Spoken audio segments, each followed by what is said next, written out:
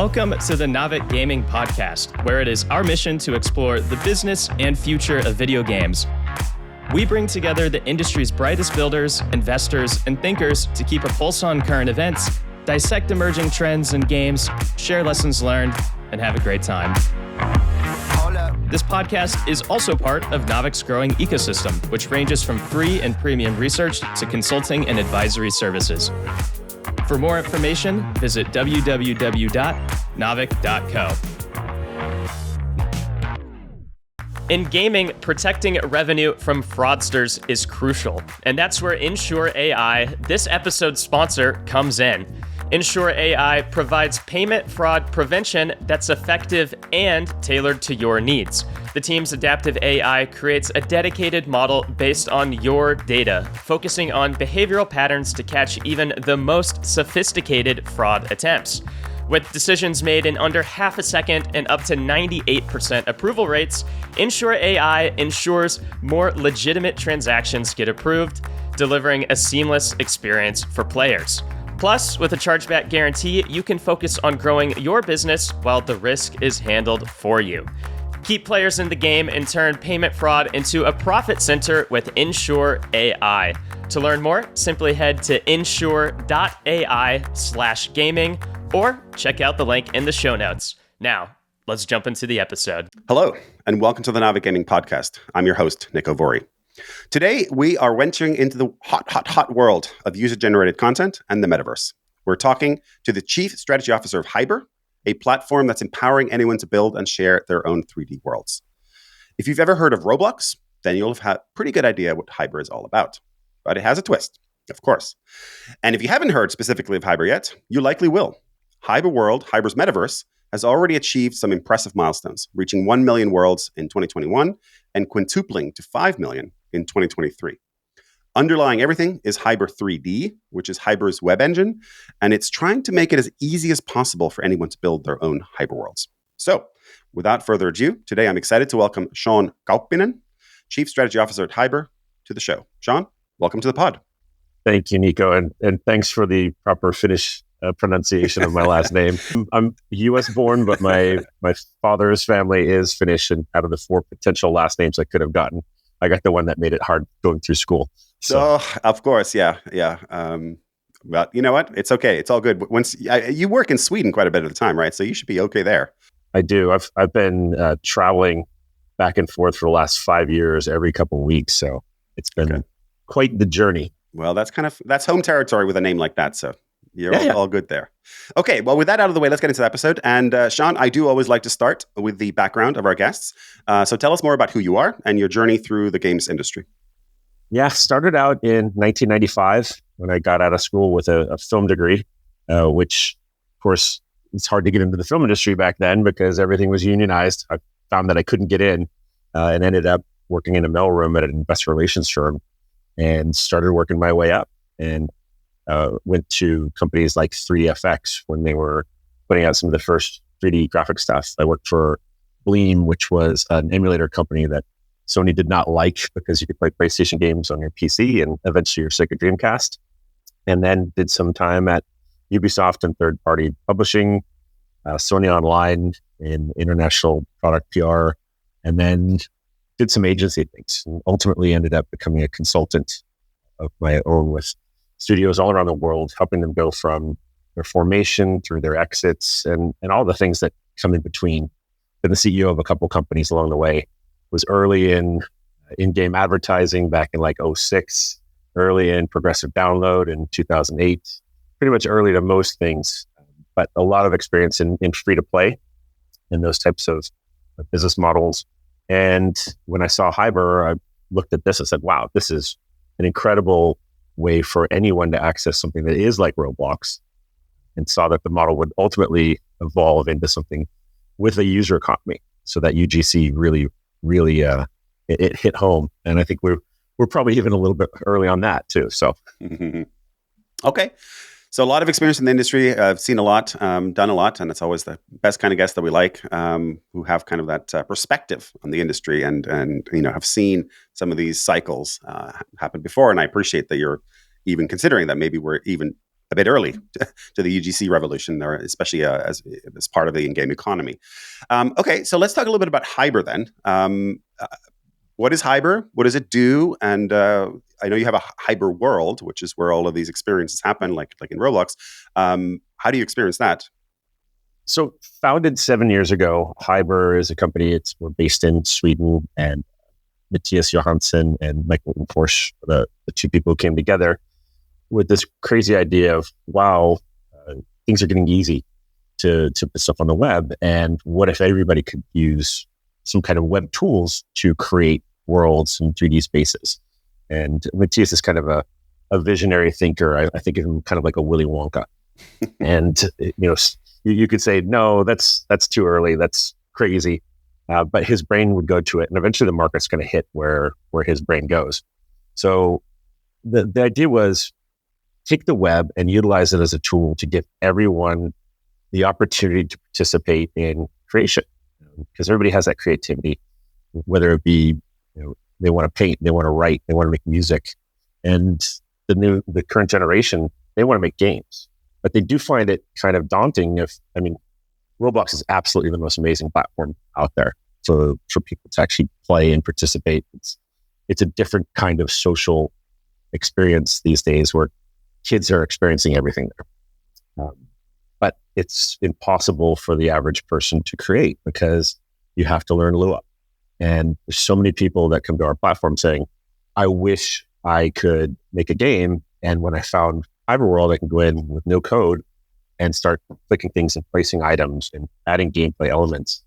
And I think that's where it really starts to hit home. Like, okay, if Roblox ever gets to the point where they could do what we're doing, I think they're going to be even bigger because that's an opportunity. Yeah, absolutely. It's actually interesting you say the difficulty of building. We had Joe Franks from GameFam on the pod just last year, I think, not that long ago. And they've built a pretty compelling business, essentially being the experts in building those experiences and those games, specifically for brands, of course. But it just goes to show that even big brands with big budgets, they don't really have the resources to go and do this. And so the average person who wants to build one of these experiences, it's going to be daunting. It's going to be difficult. And so that's your 3D. That's Hiber 3D, right? Is what you're describing. So how exactly is it easier? How is it better? How is it smoother? How is it more streamlined? What I'm really describing there is the HiberWorld part of it. Okay. So HiberWorld is the application of the Hiber 3D stuff. And a quick shout out to Joe and the GameFam people over there. We actually share an investor in Convoy Ventures who's got a pretty good view of where the market's going. So they've put some nice investments out there, backed us and backed them. So that Sonic the Hedgehog game that they built for Roblox is pretty awesome. It's killer. It's amazing. And then the Barbie stuff they did with the Dreamhouse tied to the movie release, like that's really hard to do with big brands and like having to work with release dates and schedules. Like they're doing some nice work, and what they do really well. Yeah, I'm super impressed with how they've been building stuff, and I think there's a lot of companies starting to pop up and do stuff for UEFN, right? So the Unity people out there. The one challenge is the discovery, because here's my 28-digit code, type this in and you'll come to the world. There's no real logical way to do that search stuff, but somebody's going to solve that and build a new distribution channel out there and have some solid money coming in. Yeah, absolutely. All right. Well, so let's talk a little bit then about what makes Hiber, what's how do you differentiate from Roblox? You started 7 years ago. Obviously, Roblox was already pretty mature by that point. Yeah.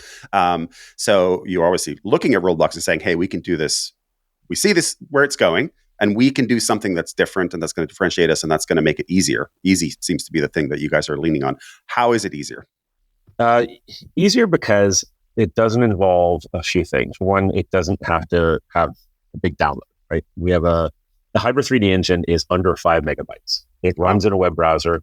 It's a C++ engine, and it can reach people anywhere. So if you're talking about emerging markets, if you're in Africa, if you're in parts of Asia, parts of Latin America, and you would love to be a creator, this is an opportunity to get in and start doing that without downloading hundreds of megabytes or gigs, or having to even use apps, because in a lot of places, especially like India, a family might share a phone, and that install storage space is really at a premium when you're sharing it with a 5 to 7 member family. And you want to be able to just access stuff very quickly. That's probably one of the things that our time to fund, our TTF, as we say, is somewhere between 5 and 7 seconds. And it almost mirrors exactly the attention span of Gen Alpha. So how true is that? I got 2 kids as well. So yeah, I know what that is. But yeah, I mean, the HiberWorld experience, so you can go to hiberworld.com, you can see the 6.5 million games now. Oh, wow. Okay. All right. My numbers are out of date. Yeah, well, that's good. Yeah. 1.2 million creators so far. And we haven't really done a ton of promotion.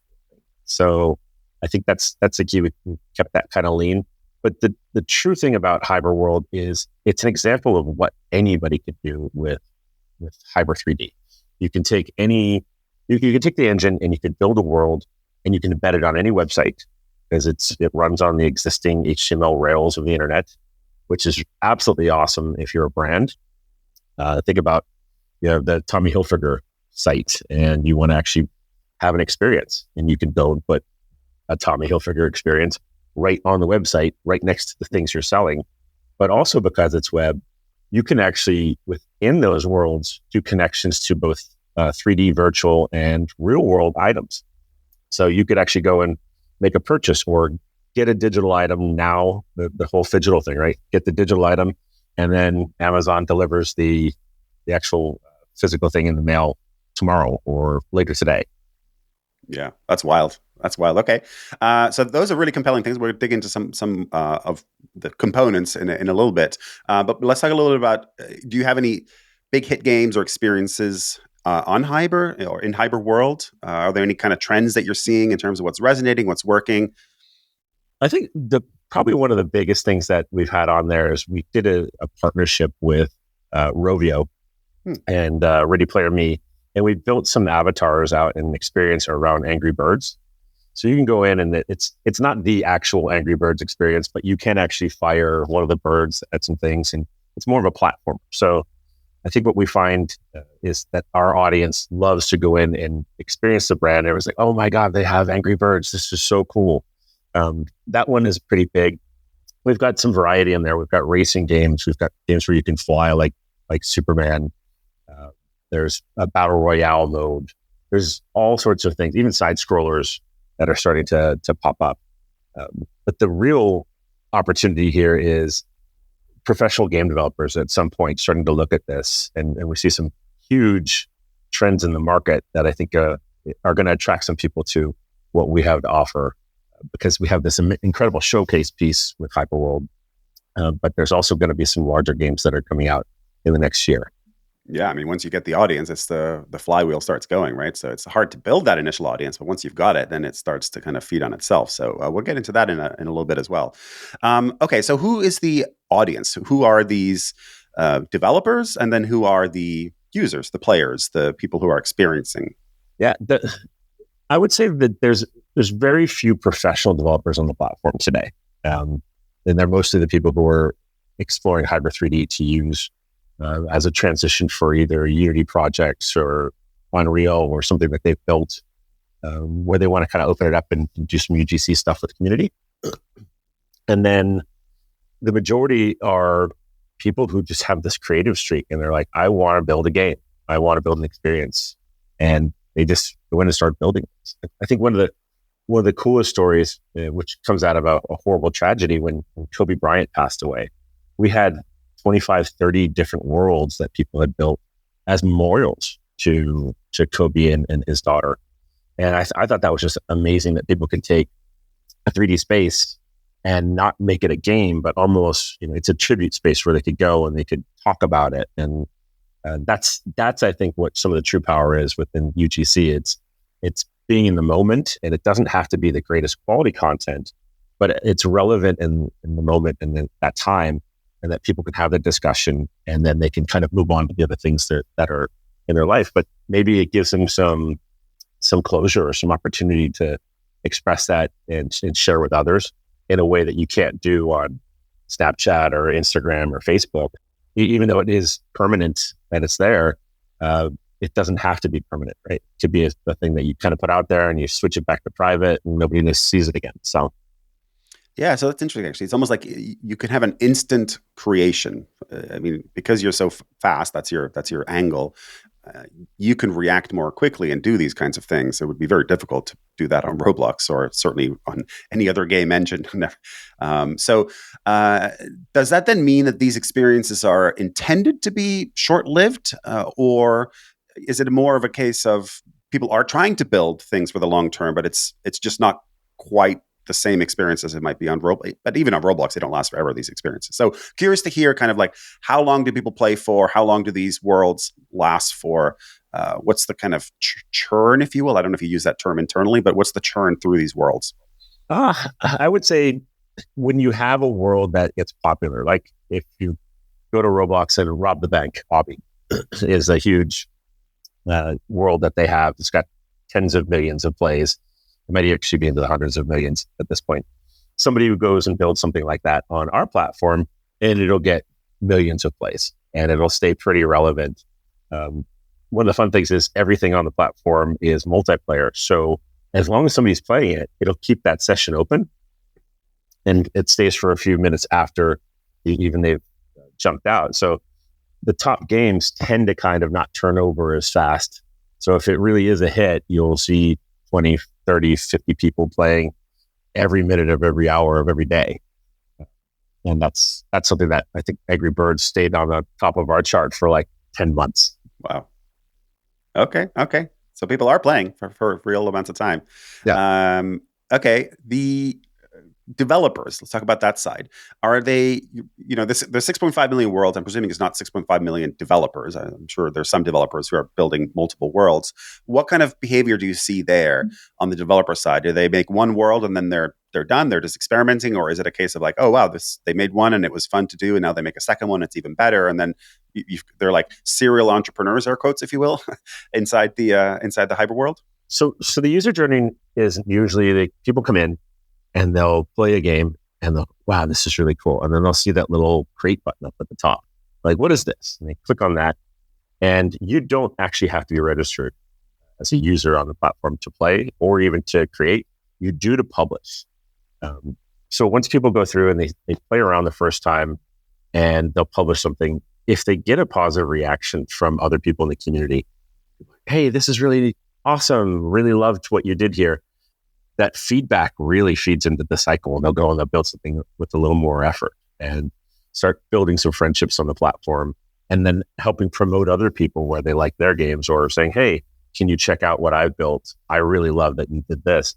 And you have some creators out there that have built hundreds of games, and you have other people who build one and it's a 3-second experience. You go in, you hit the goal, you're done. But it's pretty empowering to be able to go in and build something and then say, look what I built. So we know a lot of people have sent those worlds as like a Mother's Day card, almost like, Mom, look, I built you a world. It's a game. And I know you love that I'm playing games all the time, but here, check this out. But I'm a creator. Look, Mom, I'm a creator. Yeah. And there's stuff in there that says Mom, right? So yeah, no, that's cool. The future of greeting cards. Okay. Look out, Hallmark, apparently. You heard it here first. Okay, so the demographics of these developers, you mentioned developing countries a few times. You mentioned, I'm going to talk about mobile in a second, actually. Mobile devices, I haven't got to that yet, but we're going to talk about that in just a little bit. But what are the demographics of these developers? Where do they land? Are they very young? Are they children just experimenting for the first time? Are they from emerging economies, emerging countries where maybe they don't have fast internet, like you said, they can't download a multi-hundred megabyte, binary and start playing around with that? Like, what's the demographic split? I would say it's about 50-50. 50% is US based, and the other 50% is emerging markets, whether it be India, Philippines, other places in where they don't have the faster internet. And the ways that kind of plays out is, if you look at the school day, kids will go and they start playing and they'll create at lunchtime, and then after school they'll play, I don't know if it's until pickup. And then when they get back home, they have other options, at least within the HiberWorld universe. Maybe they do want to play Roblox or some Minecraft or Fortnite But the majority of the time is when people are at or around school time, because they can get in so fast. And, even if it's like you got 10 minutes before school starts, you jump in with some friends. And we found that one of the fun distribution parts here is people will take a link, they'll start building, and they'll throw it into a Google Doc, because schools use the Google Doc system or the, all of those places. People can share it and they can co-create in real time. So you could have 20 people in the same place building something, and they're sharing messages behind the teacher's back, like, what's the answer to this? They're building math problems inside a world. But the overall demographic is mostly people within that 13 to 18 group. And I'd say that because you can't really track people who are under the age of 13, and pretty much everybody who's under the age of 13, I think on most platforms, just says they're 13. Right.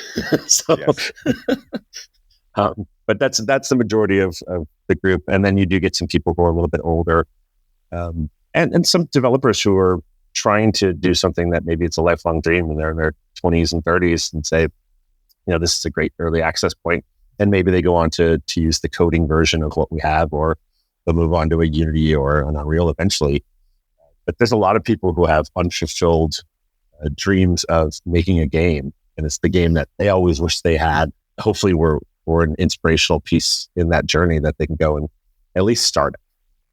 Yeah, no, absolutely. And it's, you never forget your first coding experience. You always go back as an adult if you enter into the game industry, and you always look back and say, oh, those were the days when I was just messing around with my, Commodore 64 or whatever it was. 10 print Sean, 20 go to 10. There you go. Exactly. So that is awesome. On the flip side, catering towards primarily children, younger children, how obviously has its drawbacks. Roblox spends an absolute monstrous amount of money on safety and security, and rightly so, content moderation as well, and of course monetization. We'll get that question later on in the episode as well. So let's start with the moderation and the safety aspect of it.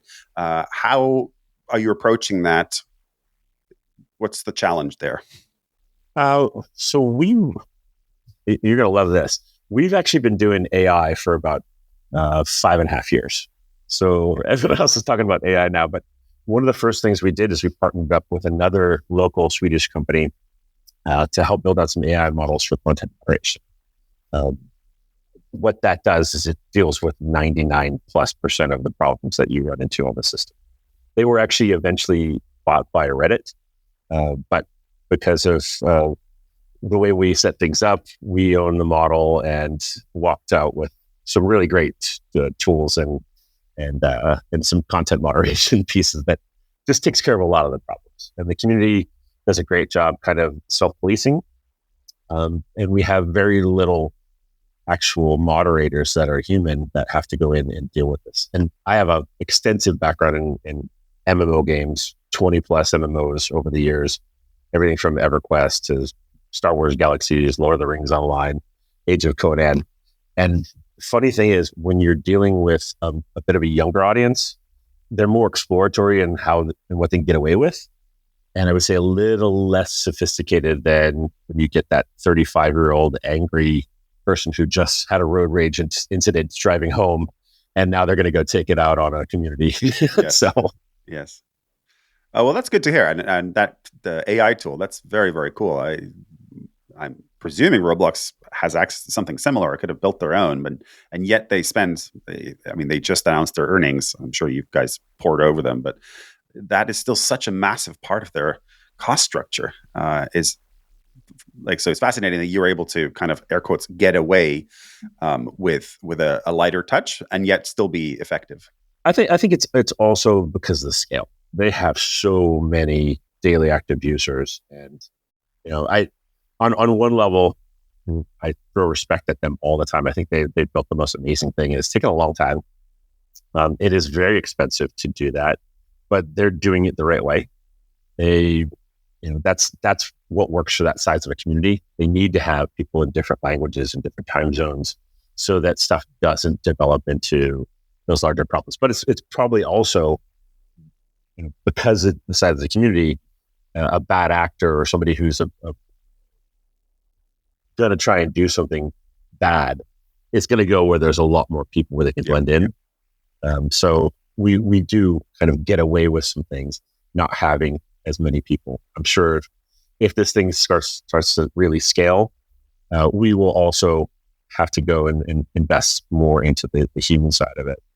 But for now, it's working. Yeah, I mean, arguably a good problem to have. Still a problem, but a good problem to have. Yeah, I love those problems where you have to spend a bunch of money because you're making a bunch. Yes.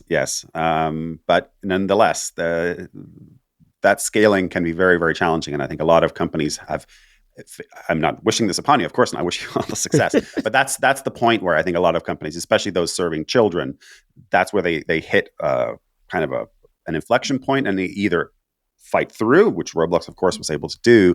Fortnite, the Epic. There's numerous examples, but there's many more examples where they have failed, either because it felt like a fad, because it was like the kids grew out of it, or because of this scaling issue with moderation and safety and security, and just one bad actor, one bad news story.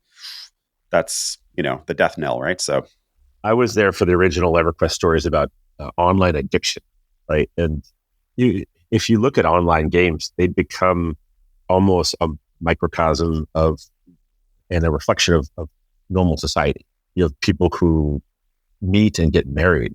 You have people who actually pass away in real life, and they have memorials in games. The community literally is just like a regular community, and that's what people don't think about.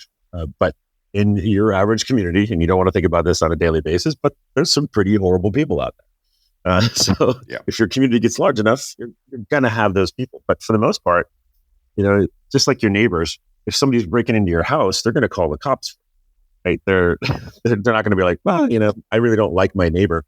You want to protect your property value at the very least, and be like, it's not good to have crime. So I think if we started to look at online communities and said they are just like real world communities, you could see how a good community with good neighbors becomes a place where you want to hang out.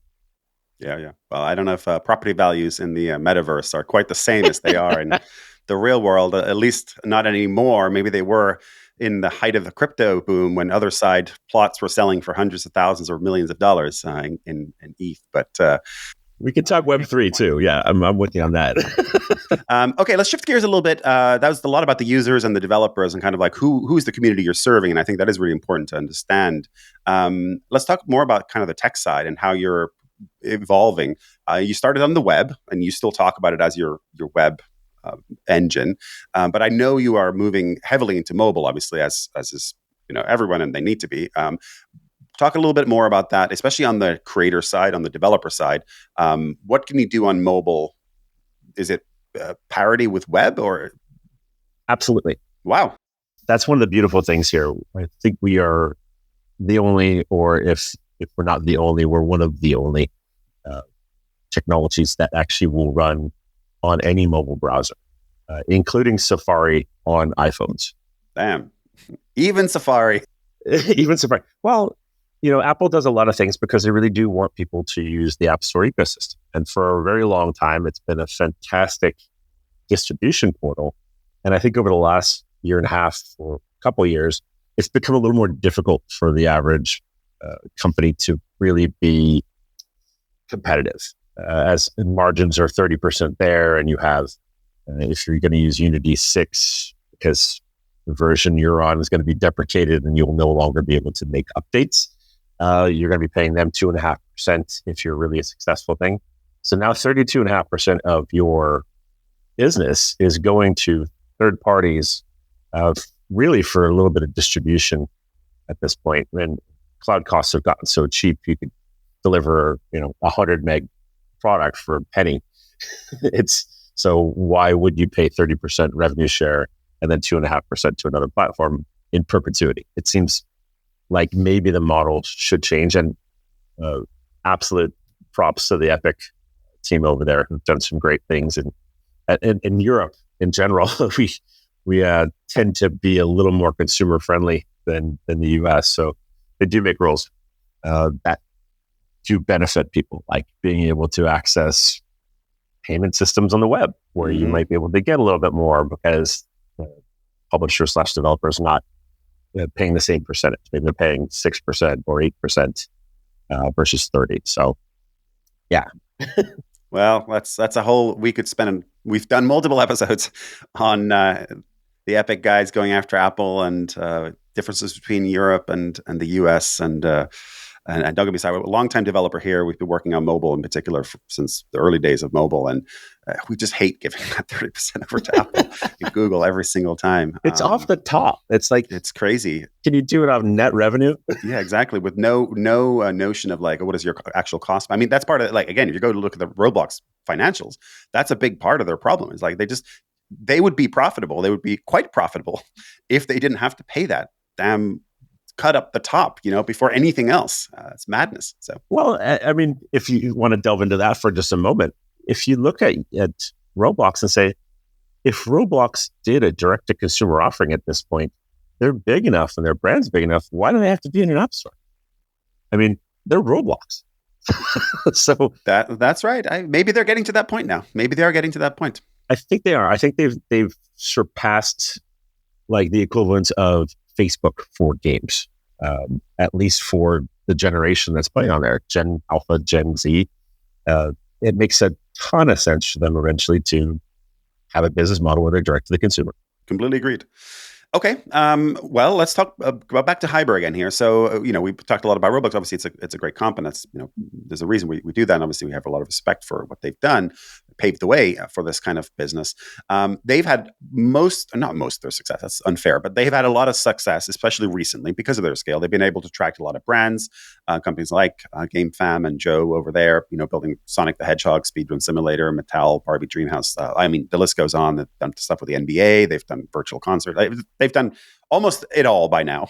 And that is part of the appeal for, the people visiting is like, oh, these cool experiences from the real world that I recognize and are now in the metaverse. So you mentioned Tommy Hilfiger, I think, earlier on. I think that was a partnership you did. Is that something you guys are working on actively as well? Is that your kind of bread and butter revenue generation? Because again, monetizing younger children is quite difficult. They don't have credit cards to whip out of their pockets and pay you, even if there is no 30% off top. So curious to hear a little bit about the business model and specifically with the lens on some of these brand partnerships. Yeah. So the business model has been primarily focused on licensing of the engine. So we've done some of that free-to-play experimentation. What we realize is the majority of the audience, like you said, doesn't have that credit card. And we don't have a subscription model, which if you're doing a subscription like Roblox, you've got a great setup because they got to go ask the parents once, and then everybody just has to behave and do their chores. And then, it's set on $4.99 for infinity. Mm-hmm. That's the dream model for a consumer side platform. And it's also why our model is focused more on larger developers or people who, I think we're more competitive kind of with a Unity than we are with a Roblox. So I actually said the other day, I'd rather try and get $1 million from one customer than $1 from a million customers, because there's so much more work in getting that buck from everybody, even if you were a paid app download. So yeah, I don't know where I'm going with this other than the business side of it with the brands. We've worked with a bunch of brands, and a lot of them have come through our partners at Ready Player Me, who are they're fantastic to work with. So a shout out to them. But for the most part, those are more brand activations and people trying to get exposure for what they're doing. We do have something I'll tease a little bit that's going to be massive with the greatest football team in the entire world, soccer, coming out sometime in the next month or so. So keep an eye on that. By greatest team in the world, everyone's going to have a slightly different definition here. So I'm a big football fan. I watch it, the Premier League on NSBC and Peacock. So let's make sure we're talking about the same team here. Liverpool? I'm not going to actually say who it is, but it's not Wrexham either. even though we'd love to work All with right, Ryan somewhere between Liverpool. I don't know if Liverpool is the best in the world anywhere, especially after Jurgen Klopp is gone. But anyway, that's a whole different conversation. I've been following them. I'm not from the UK. I'm from Finland, obviously, as everyone knows. But I've been following Liverpool from the very, very, very beginning. So before it was cool. So just so everyone knows, I didn't jump on the bandwagon with the Jurgen Klopp era. Okay. Let's talk a little bit about that revenue. I'll go a little deeper on that because, brand stuff and those kinds of things, activations, like, yes, it's easier to do, air quotes, getting money out of brands is not easy, right? But it's also lumpy, right? Like to your point about the Roblox subscription or even kind of IAP. My son is 11. He's a very good Fortnite and Brawl Stars player. He gets the battle pass every time it comes out. And as long as he does his chores, he requests it. I pay it for it. Even though that's not subscription revenue, that's also fairly predictable when you've got the battle pass concept going on. It's very lumpy when you're doing brand activations. So talk to me a little bit more about that. Like that's the challenge with that model. It's like, yes, you can get bigger checks cut, but then where's the next one coming from, right? Yeah. So the brand activation thing, if you look at the model, how it can work, it's the same model that retailers use, right? So if you were an affiliate for Amazon or an affiliate for Walmart or Target, they pay between, I think, 4 and 7% for lead generation, ultimately, if somebody goes and buys something through your platform. So if there's a brand and they're popped up on, say, HiberWorld, or even it's embedded on the site for this specific brand, and there's a purchase made, a lot of times that's a better model for them because then it's just success-based versus paying a bunch of money up front. I know during the pandemic stage when everything was going crazy and people people had free money basically, and they were investing in everything. A lot of companies had metaverse divisions, and they were like, "Yeah, it's all going to be 3D. It's all going to be here in 2 years." A lot of those metaverse divisions got laid off about a year and a half to 2 years ago. So it was even before some of the stuff that happened in the regular game industry started really going a bit sideways. Brands already figured that out. They're like, nope, it's not going to generate money in the short term, so stop investing. Mm-hmm. Yeah. But to that point, then, like, where do you see that going? Then, what are you still focused on that as your primary source of revenue? I know you said you've got this big activation coming with the world's best football team. I'm excited to see what that is. But what are your other sources of revenue? What are you chasing? What's coming next in terms of trying to monetize? The big opportunity in the market that we see is there's people who are paying a lot of money for other engines right now. And those engines are going to be charging even more money. And on top of that, there's that 30% going to different app stores. So if you have the ability to kind of look at the entire market, take a step back, you have a successful game, maybe you're in the top 150, 200 titles on mobile. Say, how do we get around this? How do we start building that direct-to-consumer connection? Because everybody's looking at the D2C payment providers, and the distribution part is inexpensive. So if you can start making 20% more revenue, at least, by going direct to those consumers, and your brand is big enough, it makes a lot of logical sense. So there's a lot of people in the strategy divisions within large companies that are starting to reach out to us and say, this seems like a really interesting opportunity to keep a lot more of that revenue and kind of shore up some of those deficits that some of those public companies have. So if you're like, say you're a Roblox and you're saying to go, okay, if we're still losing money, how do we fix this? Well, we need to figure out a way to make more, or we need to cut our costs. And then people don't want to cut costs because then you lose innovation, you lose speed. So you have to figure out how to actually keep more of your dollars.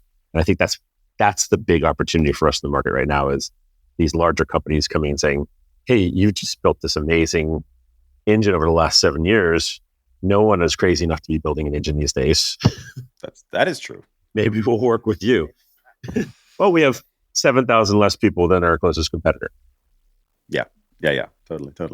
Okay. Well, that brings us back to the flywheel then, right? And so, these brands are coming to you because you're able to post, big numbers. I don't know if you've announced your DAU or MAU. Do you share those numbers? I know you shared the number of worlds, but... We will say hundreds of thousands of MAUs and the tens of thousands. Okay. So, I mean, like I said, we're really not doing any marketing. So it's all organic.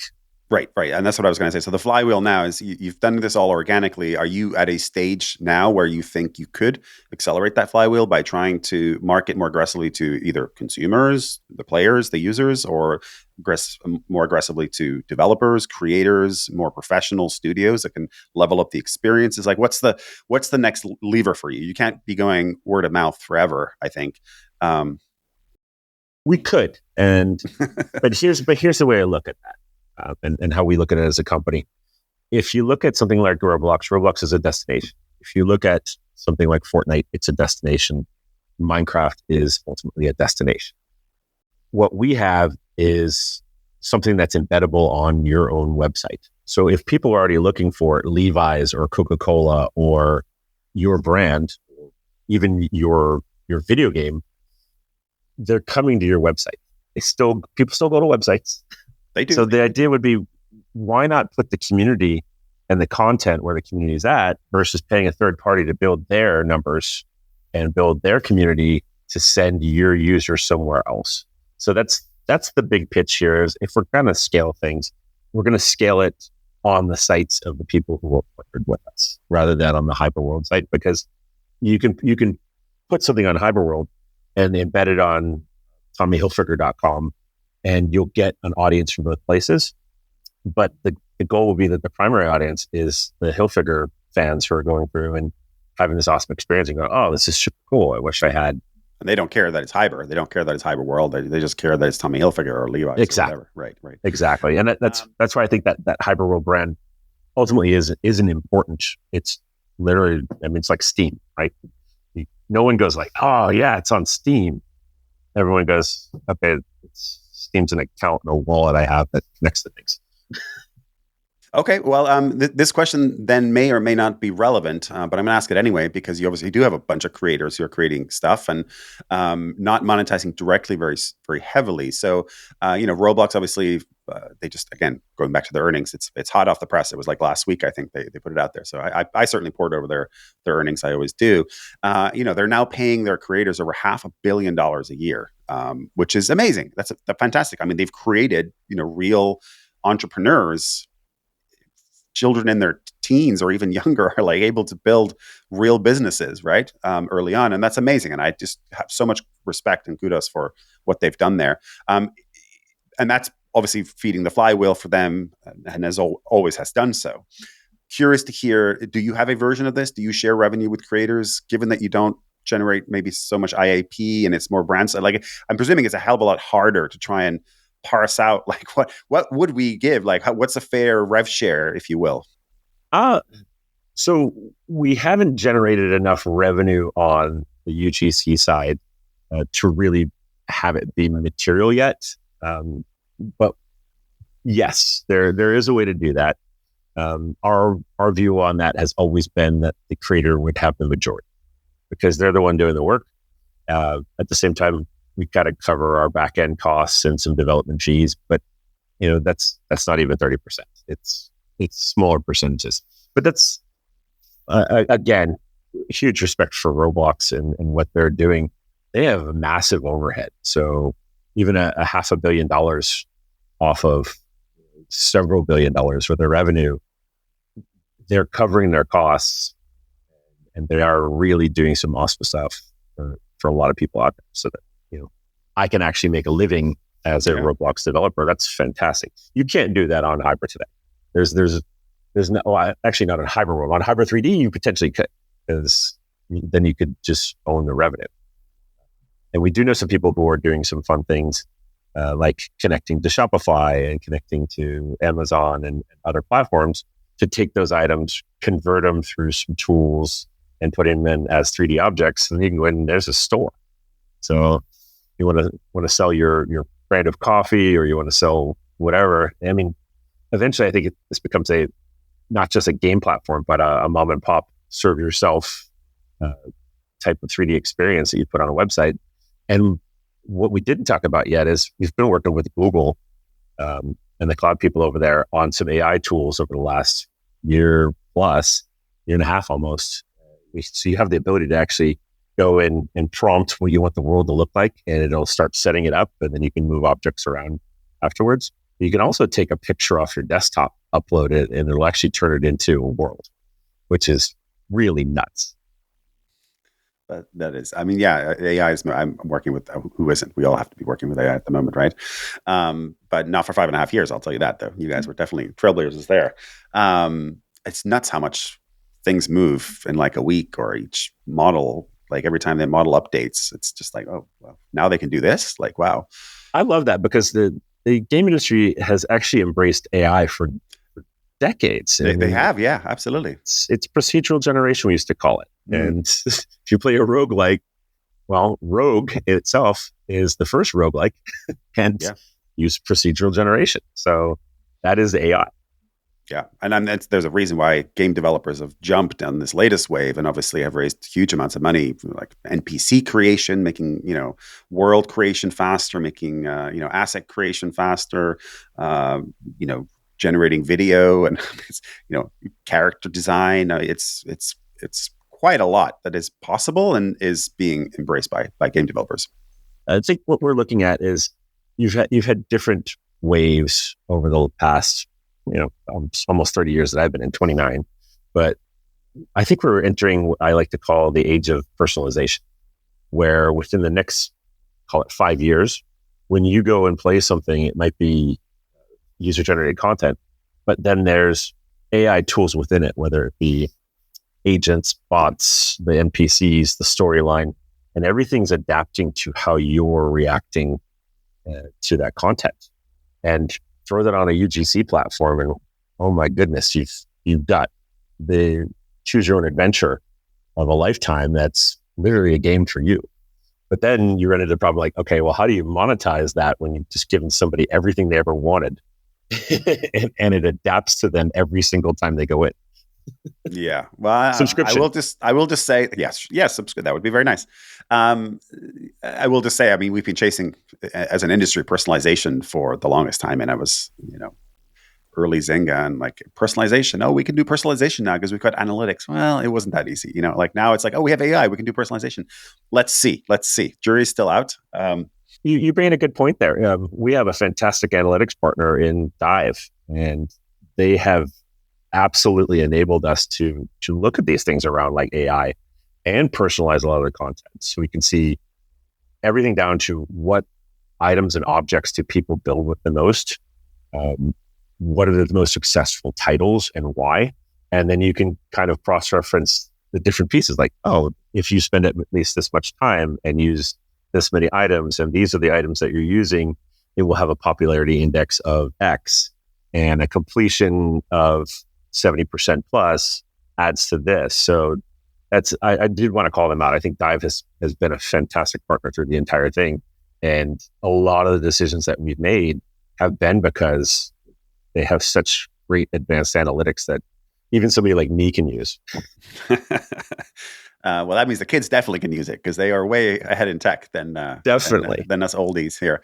Yeah, you mentioned Dive, you mentioned analytics. I think one of the things I wanted to ask you about is, what kind of tools are you providing the creators who are putting out these worlds? They don't have the capabilities to build their own analytics stack. They're not early Zynga, which was like one of the pioneers in building analytics. Now, of course, you can get analytics off the shelf, and that's exactly as it should be. Game developers focus on game development, do what you're good at, and then have other people who are good at analytics or attribution or whatever be part of the stack. How are you approaching that for your creators who, of course, are much younger? They're children. So, yeah. Well, for the most part, we just expose a little bit of the Dive data to them, like how many people have played, how many completions, how many likes, favorites, people saving it to their account, all that kind of stuff. But on the Hiber 3D side of the stack, Dive's one of our partners. So if somebody goes and wants to build something on there, they can get Dive out of the box, as well as other partners that we have. So like Google Cloud, if you want to actually run your stuff on our side, you can. If you want to run it on your own, you can. But there's a bunch of partners that we're starting to spin up that you'll be able to kind of build that ecosystem around whatever you need in a self-service capacity. And then if you're one of the larger companies, obviously we have that stuff running. So it's tell us if you want it or not. If you want to go back to the Zynga days, I would also blame Zynga for changing what we used to have. They used to be called players, and then people became users. So, evil internet people came in. Yeah, every company that I've been involved with or co-founded since Zynga, since 2013 when I left, that's the one thing that we've very, very clearly said we are not going to call them. We're not going to call them users. We're going to call them either players or customers or subscribers or students, depending on what the product is, what we're working on. Like, what is the most appropriate way to be respectful to who is essentially, paying your bills, assuming you're making money, of course. So yes, no, 100%. And even while we were there, I think there was a little bit of a user. Is that the right term? Imagine you come from like 6 to 7 years of dealing with MMO games and everyone's talking about internet addiction and then using the word user. Like, oh, come on. Yes. But by the way, that brings me to the next question, which is ironic because this was not planned, this little segue into users. User-generated content, UGC. Exactly. I'm just going to call it out. Like that is part of the terminology now. Nobody calls it anything other than UGC. You don't call it PGC or DGC, developer creator-generated content. Yeah, exactly. So let's talk about UGC, user-generated content. Yes. Maybe we should come up with a different name and try to petition the industry to change it. You think you and I, Sean, can we get this going with a little support? Customer-generated content. Customer-generated content. Thank you. Okay, so CGC. We're calling it CGC for the purpose of this episode, at least. So a lot of game developers talk about that. It's like I said at the intro level. It's hot. Like everybody's talking about it. Unlike the metaverse, especially the broader metaverse concept, that's kind of fallen by the wayside. But UGC very much is still growing in importance, I think, and most developers are incorporating it if it makes sense for their titles and genres. And of course, Roblox is doing a phenomenal job on that front. What are you seeing on your side and the Hiber side, both the 3D Hiber 3D, sorry, and then HiberWorld side? The UGC is absolutely the place to dig. It's the right place to be. In all the conversations we've had with large publishers and really big game companies over the last, say, 4 or 5 months, we're hearing from them that there hasn't been a conversation at the strategy level or at the C level in like a year that hasn't involved UGC as part of the topics. So I think AI is a hot topic, but the reason AI is a hot topic is because they believe it could create more engagement, and UGC is the ultimate engagement where you've invested. Just like if you go back to like LinkedIn when it started, if you built out your LinkedIn profile and you had listed at least 2 or 3 jobs before that, I believe it was, then you are hooked. You're actually going to come back and use the platform. When you build UGC, at the very least, what we get is a lot of people returning to see how the community reacted to what they created. And if you really did put a bunch of time into something, you're even going and promoting it on social media, trying to draw other people in to see what you've got. And I think that's probably one of the missed opportunities out there, just because we're not a big company and a big team, would be that influencers on YouTube or TikTok or wherever, if they went in and built a kind of a branded world around what they talk about, what they're interested in, you could get a community to go in there and participate and interact on a pretty regular basis, because it's a space where you can put dozens and dozens of people and you can actually communicate in the space. So it's pretty cool. I could actually send over some worlds and you'd be like, wow, this is nuts. Nice. And I mean, to the point about LinkedIn and, mentioning that if you put 2 jobs up there, like, your magic kind of number, like this is the North Star, like this is the metric that we need to optimize for. Like Reid Hoffman, of course, famously is credited, I don't know if it's fairly or unfairly, but is credited with, the modern product management function, with exactly these kinds of, metrics where like they're trying to find what that thing is that, and then Mark Pincus, of course, was friends with Reid Hoffman and brought that whole PM culture over to Zynga, and the rest is history for the gaming industry, so to speak. Do you have your version of that? What is your metric that you look for, which is like, okay, if we get X, Y, and Z to happen in this period of time or whatever, then it's successful, or it maximizes your chances of success? Yeah, if you can convert somebody into actually being a creator and actually hitting that create button and making it through the publishing process, it doesn't have to be in their first session. It could be in their 3rd or 4th session. And if they've come back for that, it's actually even better if they come back and they publish on that 3rd or 4th session, because now they're kind of got a recurring pattern, and they say, oh, okay, cool. Now I have a reason to come back and I'll watch this. The other part is if they spend, you can earn these tokens internally called Hibucks. So that's our in-game currency, but you can earn it by doing different actions, different quests and achievements, and then you can spend those in the shop. So once you've spent some money or some tokens, because it's not actual real money, you can buy them for real money, but for the most part, it's people earning them. You can buy some pretty fun stuff, and once you have a digital item, it makes you want to come back. There's that level of loss aversion. I wanted to actually promote a book a little bit. It's called Hooked, How to Build Habit-Forming Products by Nir I've Eyal. got that on my bookshelf. I've thumbed through it, I think 2 or 3 times now. So fantastic book. If you want to look at how to build out those North Star metrics and how to kind of define what it is, that's what we used. That's what I look to. Yeah, no, listeners, that's a great book, by the way. Book recommendations, we don't usually do them. We usually do game recommendations. But book recommendation, could not recommend it more as well. A book called Hooked by Nir Eyal, Nireyal, I believe. It's a yellow cover, I think, unless it's a new edition. I've got it. Is. Yeah. Okay, let's talk. We're coming towards the end of our episode here of our time. I want to talk a little bit about the future. So what does success look like for you? I was, it's great to be in the metrics and like, oh, we got 6.5 million worlds and, we're doing these deals. That's wonderful. It's in the moment. But what is your kind of long-term vision? Where do you want to be, 5 years from now? You've been in business for 7 years. Okay, let's say 7 years then. Make it 7 is the magic number here. So you've been in business for 7 years. You've got, great growth. You got to where you're heading up and to the right, clearly. Where do you want to be in the next 7 years? I think in 7 years, still do not want to be a gigantic company. I think we want to be really tight and focused on what we're providing to the market. I hope that there's some huge shifts within the ecosystem where people start to realize that direct-to-consumer interaction's important. I hope that, and I'm not talking about us in specific about it, but I hope within the industry, companies like Roblox do take a leadership position and say, you know what, we can go directly to consumers, and maybe they become a distribution platform akin to a Steam or Epic's trying to do. I think Unity, I'm flabbergasted that they've never built their own version of Steam. They have, 1.3 million plus monthly users of their editor.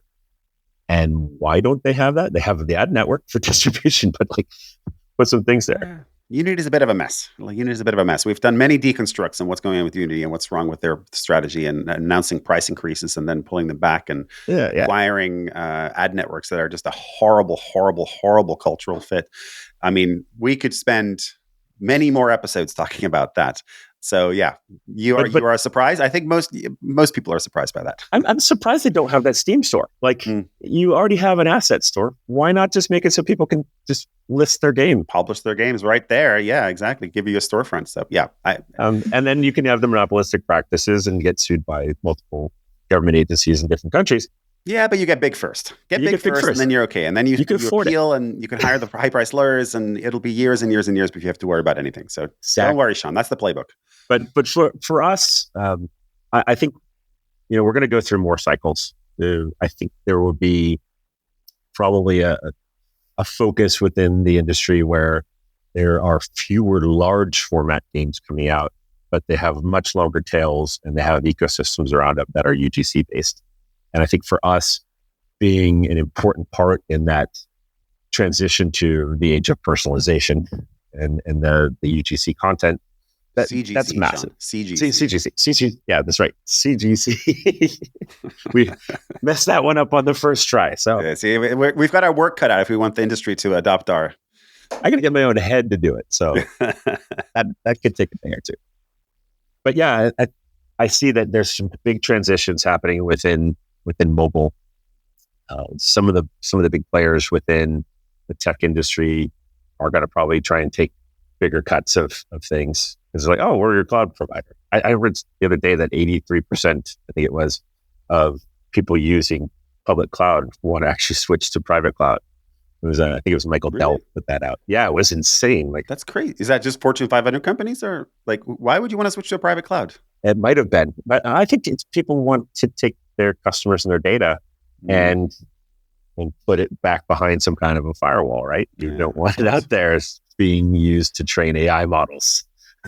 I guess I don't have that lens on. As a game developer, I'm just like, I don't know. Like, just the public stuff is fine. Like, we have nothing to hide.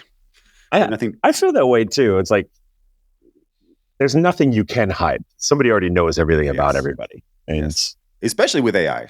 Especially with it. I mean, Gemini is freaky. It's like really creepy because it is clearly reading my emails, even though I haven't given it permission. In fact, in relation to this episode, it knew something that it could only have known because it wasn't like a public thing. It was just a note in an email that it brought up in my prompt, and I was like, that there's no way for you to know that. And then I asked it, how do you know this? Like, there's no way to know this. And it's like, oh, I'm sorry. I don't know. And it can't tell you how it knows things. Like, it's really frustrating. And it's actually quite scary. And I think Google and especially Google, should be worried because they have a reputation to uphold. Whereas OpenAI they don't, they're the upstart, right? So anyway, we don't need to. That's a whole other episode. By the way, if you're interested in AI stuff, like listen to Hard Fork, the New York Times podcast with Kevin Roos and Casey Newton.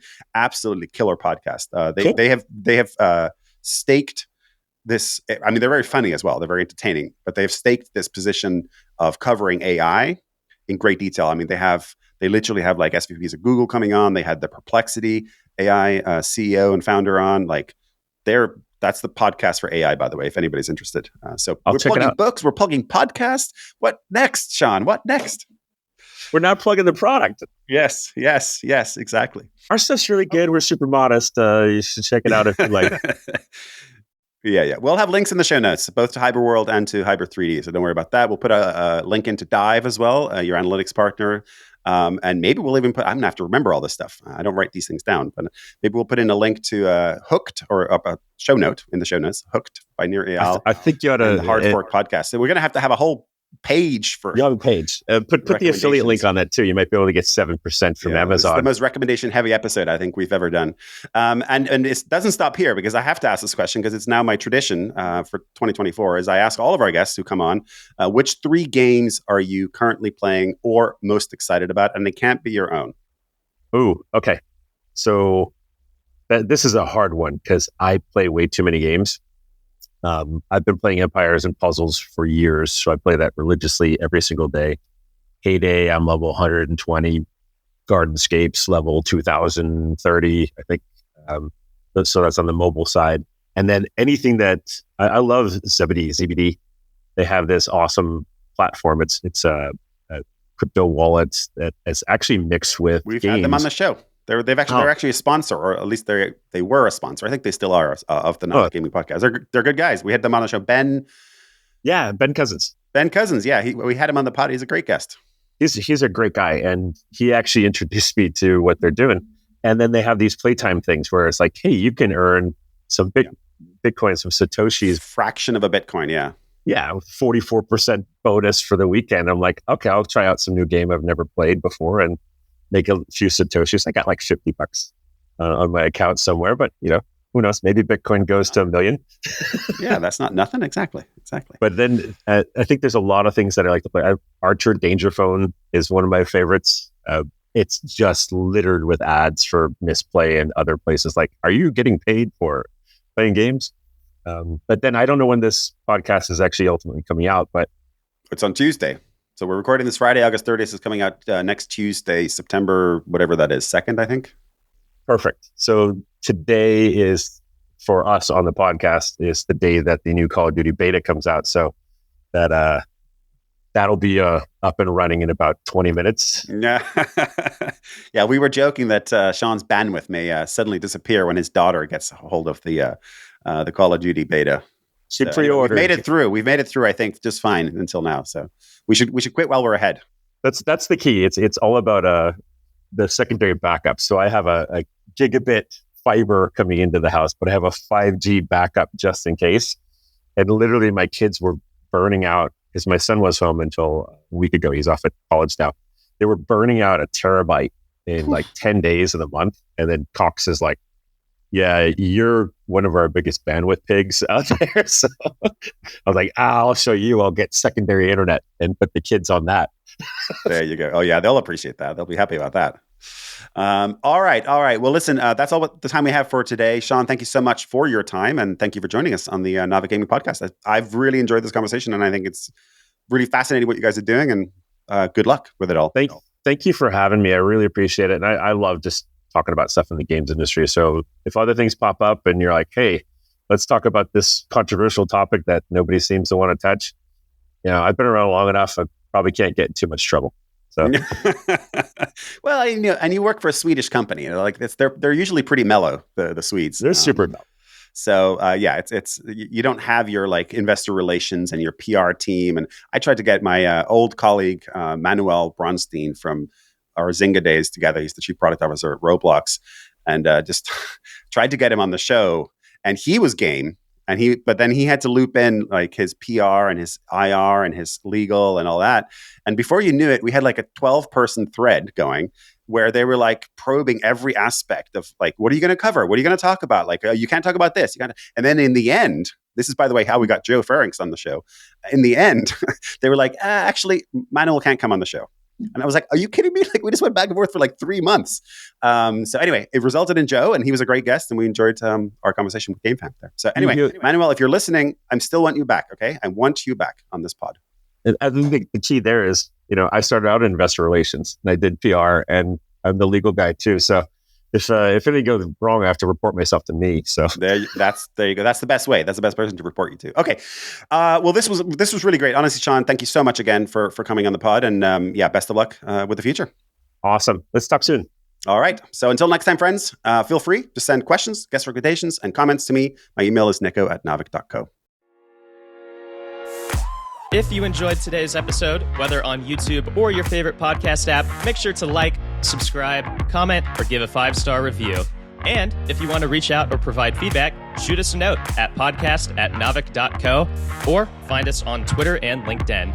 Plus, if you want to learn more about what Navic has to offer, make sure to check out our website, www.navic.co. There, you can sign up for the #1 games industry newsletter, Navic Digest, or contact us to learn about our wide-ranging consulting and advisory services. Again, that is www.navic.co. Thanks for listening, and we'll catch you in the next episode.